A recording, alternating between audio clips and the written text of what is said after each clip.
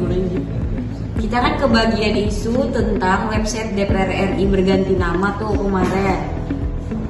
Terus peretasan ini kan terjadi pada tanggal 8 Oktober 2020. Nah ini tuh terjadi pas ada mau pengesahan undang-undang Cipta Kerja atau Omnibus Law itu oleh DPR kan? Iya. Nah itu apa yang dihack? Yang diganti itu dari DPR Dewan Perwakilan Rakyat, namanya diganti jadi Dewan Pengkhianat Rakyat. Terus apa peristiwa serupa ini dapat terjadi lagi? Kalau misalnya kita sebagai ASN itu memahami sistem operasi digital. Tentu, peristiwa ini sulit terjadi kembali jika kita dapat membangun pertahanan cyber yang berlapis untuk meminimalkan kerentanan dan mencegah serangan penggantian nama. Rencana aksi strategisnya salah satunya pembaruan perangkat lunak dengan memastikan semua platform, plugin, dan server selalu menggunakan versi terbaru atau patch management. Kira-kira siapa yang dirugikan jika ASN merespon peristiwa tersebut dengan menyalahkan pihak sana sini tanpa menyelesaikan permasalahan?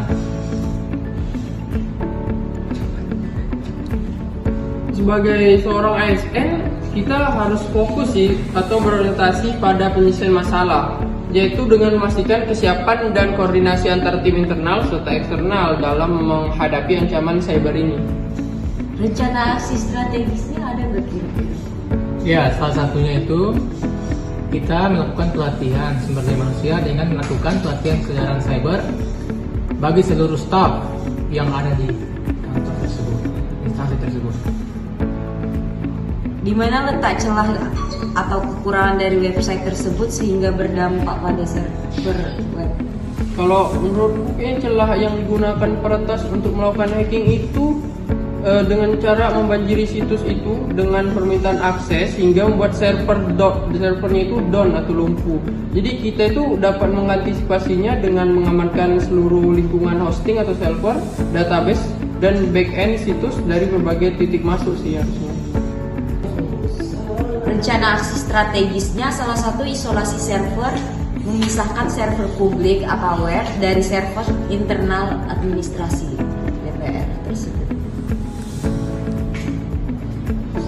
Kapan kita sebagai ASN itu harus menjaga data pribadi dan data instansi dari serangan cyber itu?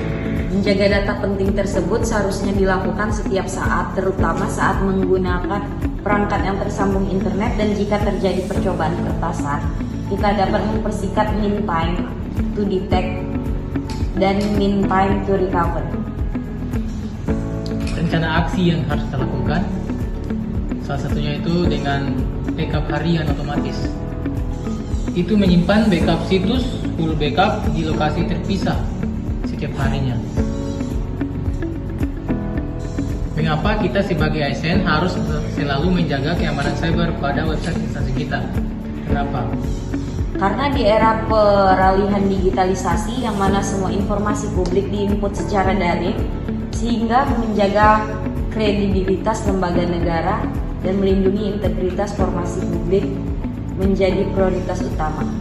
Rencana aksi strategisnya itu bisa membangun komunikasi yang kritis, yaitu menyiapkan press release standar untuk kalau misalnya mengklarifikasi insiden kepada publik, itu dapat menjelaskan langkah pemulihan dan menjaga kepercayaan masyarakat.